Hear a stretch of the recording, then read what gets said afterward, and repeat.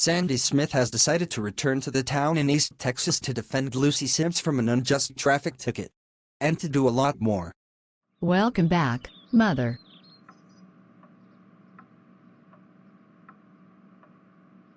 I assume you want your old bedroom back, so Carrie and I will remove our stuff from it immediately. We will resume staying at the Sims house. Thank you.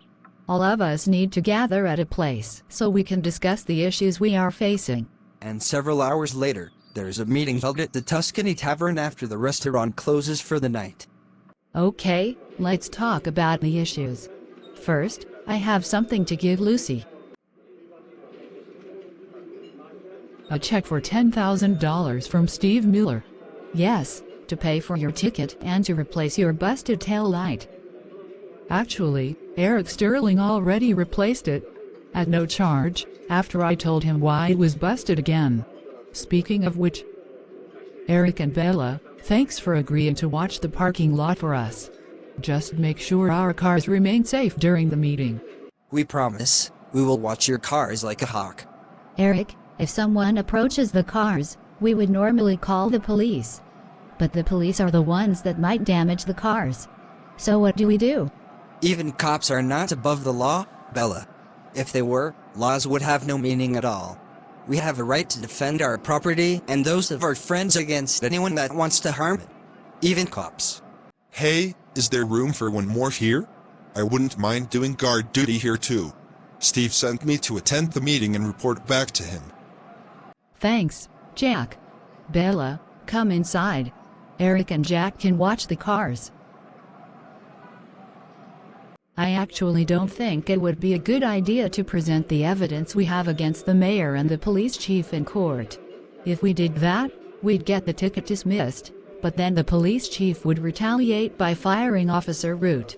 And we need a good cop to stay at his job to watch the corrupt ones. That's why Steve and I gave Lucy that money. So what are we going to do? We can't just let them attack us like this. Last month I suddenly got a flat tire on a tire that was only a few weeks old. Now I wonder if that was a result of sabotage. A nail was indeed stuck in it. It's possible. The new police chief was appointed just over a month ago. I really don't understand why people who claim to be upholders of morals and religion would do things most of us would normally consider evil. It's the same old excuse. The ends justify the means. They want to punish us for not believing in God and having standards based on people rather than God. Even the Nazis and the communists, as terrible as most of their acts were, deluded themselves into thinking they were doing good when they were killing people, invading other countries, and violating human rights. But evil is evil, no matter what form it takes and what the excuse is for doing it.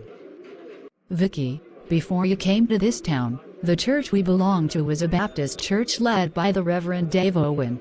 The church fired him as their minister, and then it became Unitarian Universalist instead. And Reverend Owen retaliated by having the church burned to the ground. To the end of my life, I will never understand why anyone would do such crazy shit. So what are we going to do instead? I'm going to run for mayor of the town.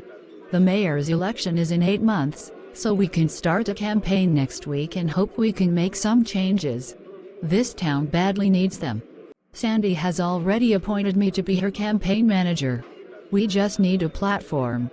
Why not just run as a Democrat? That seems obvious. People will be expecting Mother Sandy to speak on issues specific to this town. Merely having the party label is not enough.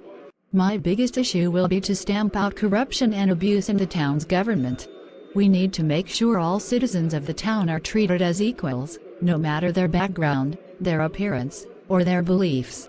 That's the whole idea behind the Declaration of Independence and the U.S. Constitution. Well, you have my vote already, Mrs. Smith. I would love to see you at the next mayor.